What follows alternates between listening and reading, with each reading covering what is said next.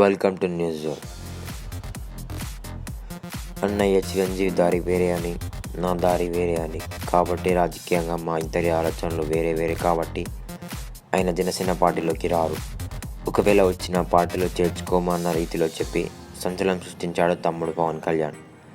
జనసేన పార్టీని పెట్టి 3 ఏళ్లు పూర్తి కావడంతో మీడియా ముందుకు వచ్చిన పవన్ పలు విషయాలపై మాట్లాడాడు. ఇక అన్నయ్య చిరంజీవిపై వ్యాఖ్యలు చేసి మరింత సంచలనం సృష్టించాడు. రాజకీయంగా మా ఇద్దరి దారులు వేరే అని స్పష్టం చేయడంతో చిరంజీవికి జనసేనలోకి ప్రవేశం లేదన్న విషయం చెప్పగానే చెప్పాడు పవన్.